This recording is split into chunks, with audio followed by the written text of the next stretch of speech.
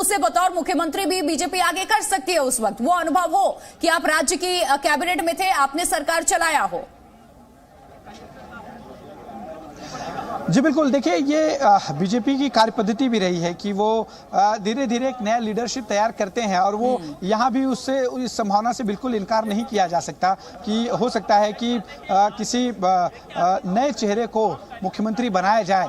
लेकिन जिस तरह से जो अभी तक के समीकरण बनते दिख रहे हैं उसमें हम ये कह सकते हैं कि अनुभव का इस्तेमाल करके जो अलग अलग योजनाएं बीजेपी ने अपने जो है घोषणा पत्र में कहा है, उन योजनाओं को धरातल पर लाने के लिए जो अनुभव चाहिए और जिस तरह से काम करना है वो रमन सिंह के पास है। चूंकि वो इसके पहले 3 बार मुख्यमंत्री रहे हैं, छत्तीसगढ़ को में बीजेपी को ऊपर उठाने का काम उन्होंने किया है, तो एक कोशिश हो सकती है कि रमन सिंह को सीएम बनाए। दूसरी तरफ केंद्र में रेणुका सिंह मंत्री रही हैं तो उन्हें भी प्रशासनिक अनुभव है, तो उन्हें भी मौका दिया जा सकता है और जिस तरह से जातिगत समीकरण है उसे बैठाने की कोशिश के तौर पर रेणुका सिंह को महिला मुख्यमंत्री के तौर पर भी पेश किया जा सकता है। तो ये तमाम जो है अटकलें हैं, तमाम जो है अलग अलग थ्योरीज हैं जिसको लेकर जो कार्यकर्ता हो या फिर बीजेपी के अंदर खाने जो है चर्चा चल रही है। देखना होगा कि जब विधायक दल की बैठक होती है केंद्रीय नेतृत्व से क्या नाम बिल्कुल अश्विन, देखिए कम से कम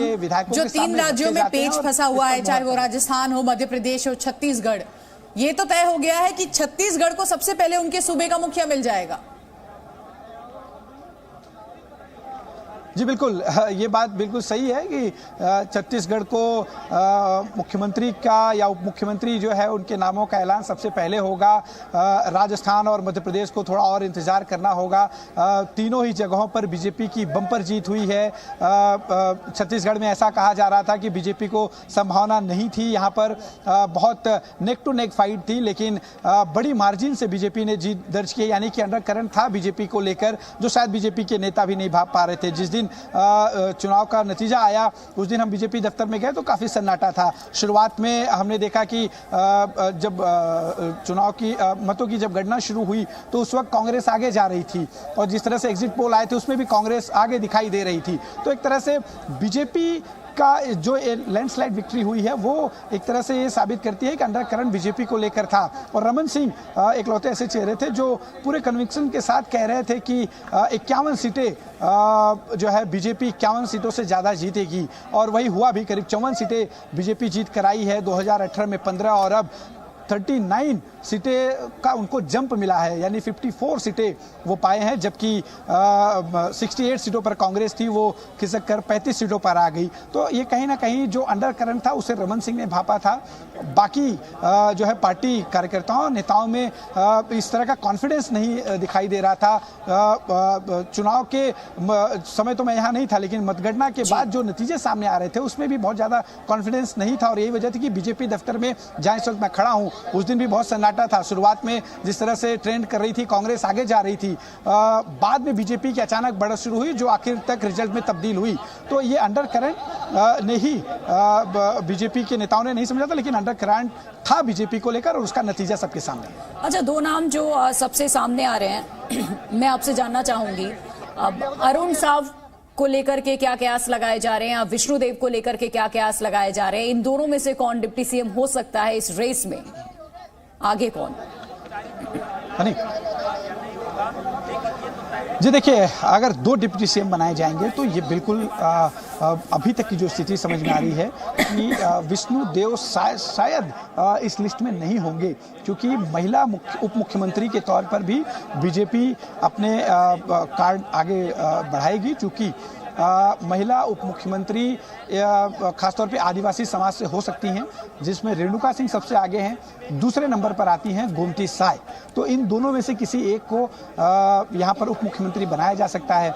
दूसरे हैं ओबीसी समाज से अरुण साव, चूंकि दूसरा कोई नाम यहाँ पर दिखाई नहीं दे रहा है या चर्चा में भी नहीं है, तो जो वो सरप्राइज वाली बात लगातार बीजेपी के नेता कर रहे हैं, तो हो सकता है कि अरुण साव की जगह किसी और को सरप्राइज के तौर पर ओबीसी के नेता के तौर पर डिप्टी सीएम यहाँ पर बनाएं, लेकिन ये अभी तक नाम साफ नहीं है किसी अन्य ओबीसी नेता का, क्योंकि बीजेपी के अध्यक्ष के तौर पर वो चुनाव में गए थे और बड़ी मार्जिन से जीते हैं और यहाँ पर लगातार वो केंद्रीय नेतृत्व से संपर्क में है। हम लगातार देख रहे हैं पार्टी में तमाम नेताओं से, कार्यकर्ताओं से मिल रहे हैं जिस जीत हुई है। अश्विन पांडे, आज हमने देखा किस तरह से विधायक भी अपना हम कहें तो पत्ते खोलते हुए नजर नहीं आ रहे हैं। भले ही उनके कोई ना कोई पसंदीदा नेता जरूर रहे होंगे, लेकिन आज आपने तमाम लोगों से सवाल पूछा तो हर कोई यही कहता हुआ नजर आया कि पार्टी के कार्यकर्ता है, पार्टी जिस कार्यकर्ता को चुनेगी हम उसके साथ है। तो कहीं ना कहीं कम से कम विधायकों में ये सहमति तो है कि जो भी नेतृत्व जो है, आला कमान जो है तय कर देंगे, हम उसके साथ ही होंगे, बगावत नहीं करेंगे।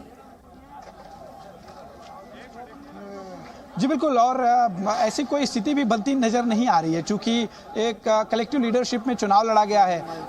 यहाँ पर किसी एक का नाम नहीं डिक्लेयर हुआ था या किसी एक नाम पर या चेहरे पर चुनाव नहीं लड़ा गया है, तो ऐसे में बगावत जैसी स्थिति यहाँ पर बिल्कुल नहीं है।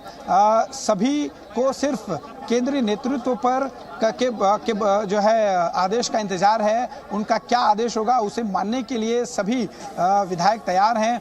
सभी का एक शब्द होता है कि वो पार्टी के कार्यकर्ता हैं, पार्टी का जो केंद्रीय नेतृत्व तय करेगा वो उसे मानेंगे। इससे ज्यादा कोई कुछ बोलने के लिए तैयार नहीं है। आज की विधायक दल की बैठक के दौरान पहले जब हम लोगों से बातचीत कर रहे थे, जिसका आपने जिक्र किया, तो हमने लोगों से पूछा भी कि भाई कम से कम आप अपनी पहली पसंद बता सकते हैं, तो उनका साफ तौर पे कहना था कि पहली पसंद उनकी भाजपा है और भाजपा जिसे भी चुनेगी या केंद्रीय नेतृत्व जिसे भी चुनेगा। अश्विन, आपको रोक रही हूँ मैं, क्योंकि ये विधायक दल की जो मीटिंग चल रही है उसको लेकर के लगातार खबरें सामने आ रही हैं, आप जानकारी दे रहे हैं। 45 मिनट, ये बड़ी खबर आप जान लीजिए कि 45 मिनट हो चुके हैं इस मीटिंग को शुरू हुए। रायपुर में जो बीजेपी विधायक दल की बैठक चल रही है इस वक्त, आपको बता दें छत्तीसगढ़ को आज उसका मुख्यमंत्री मिल जाएगा, इसका ऐलान हो जाएगा और ये विधायक दल की बैठक जो शुरू हुई उसको 45 मिनट हो चुके हैं। वापस अश्विन का रुख करते हैं। रेणुका सिंह, अरुण साव, विष्णुदेव साय, इसके अलावा रमन सिंह, ये 4 नाम, इसी के इर्द गिर्द कयास भी लगाए जा रहे हैं। अश्विन, इसको लेकर हम और आप बात भी कर रहे हैं, लेकिन अंदर खेमे से क्या फरमान आता है सामने? पार्टी का जो आला कमान है वो दिल्ली से भी क्या बैठ करके चुनता है छत्तीसगढ़ के लिए, ये सबसे बड़ी बात है। एक बात तो तय है कि रमन सिंह इन हैं इस बार भी, यानी कि वो सरकार का हिस्सा होंगे छत्तीसगढ़ में।